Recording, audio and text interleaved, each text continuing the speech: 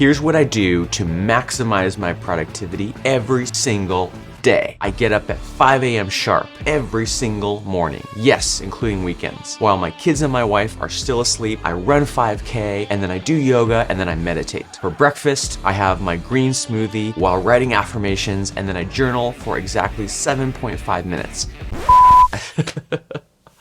I'm sorry, I can't keep a straight face saying all that. Look, this is how so many influencers and gurus are trying to convince you that you only need to follow this or that perfect morning routine to be successful like them. My reality is very, very different. I have almost no consistent routines, and honestly, our house and my workspace is usually a mess. Yet, I've published 2 best-selling books, I run a successful business, and I'm considered one of the foremost experts on productivity. Not only are those 2 realities compatible, they've given me, honestly, a pretty great, happy life. There's no doubt that exercise is important if you want to live a long, healthy life, right? But you know, I've long rejected the idea of a strict workout routine where I feel really bad if I miss a session. Instead, I try to ask myself one question: what is my body asking for today? I trust that my body knows what it needs and communicates with me. And then I give myself a variety of options. It's kind of like a menu of exercise that I can choose from. For example, if I want to do some cardio and not have to think too much, then I'll go for a run. Or I'll do a yoga session if I'm feeling stressed and need to off-gas some of that anxiety. And we always have the ultimate backup plan if we just don't have time for anything else. Taking a walk together in the evening with the dog and the kids. Next, let's talk about family. Children basically obliterate the idea that you can have a perfectly consistent and structured anything. I've noticed that my wife and I can make plans for the evenings or for the weekends, but the kids usually have a completely separate, different idea of what's going to happen.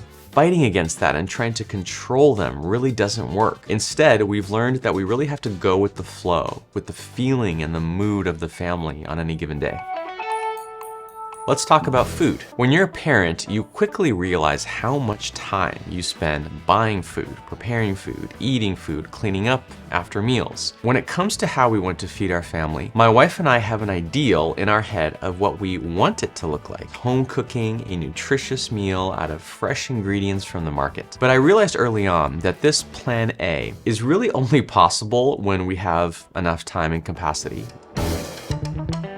which we rarely do, honestly. So instead of getting disappointed, feeling guilty and shameful, Lauren and I developed a plan B, C, D, and F. Plan B is to cook one of our easy go-to meals, like say pasta. Plan C is to get a pre-made side at the supermarket, so we only have to cook the main entree. Plan D is to get a main entree that's also pre-made that we just pop into the oven. And Plan F is to just get takeout or something delivered. What's most important is that we do that without shame and don't beat ourselves up about it.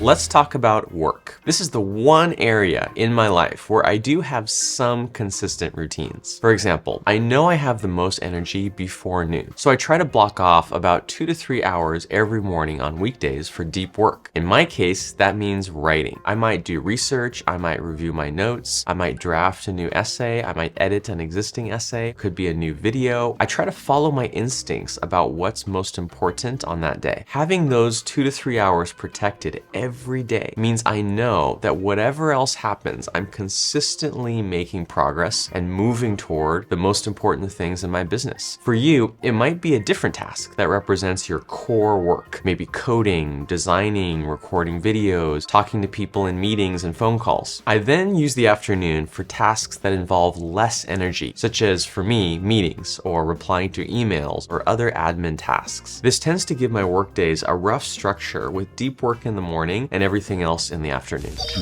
maximize my productivity every single day. I'd summarize my approach to healthy habits in 3 points. First is keep organized, but only in a few places where it really matters, and let go of the rest. Not everything in your life can or should be perfectly organized, especially not all the time. I found that when it comes to our physical space, such as our home, the kitchen is the one place that really needs to stay organized and clean all the time. There's real consequences, which I really don't even want to get started if we leave the kitchen dirty and a mess. Similarly, in your digital space, it's really just the active projects where you need to make tangible progress on something that need to stay organized. It's not only okay, but I actually think it's better if all the rest is allowed to be a little messy. Second, listen to yourself. A lot of people follow routines and habits to the T, no matter what's actually going on in their lives. And then they beat themselves up if they mess up and miss something, which they inevitably eventually will do, which just kicks off this cycle of shame. We've forgotten, I think, how to listen to ourselves, which really requires knowing yourself and being kind to yourself and trusting yourself. Third, living your life in seasons. Ultimately, we are animals, and animals live in seasons according to nature and the changes in nature that go on around them. Sometimes I feel like working out more, and other times I feel like working out less. Sometimes the kids are sleeping better, and sometimes they're not. Sometimes I feel the urge to give more at work, and other times I feel the urge to rest. For more tips on living your best, most productive life, subscribe to our weekly email newsletter. Just follow the link in the description. Here's what I do to maximize my productivity every single day. I see, yeah.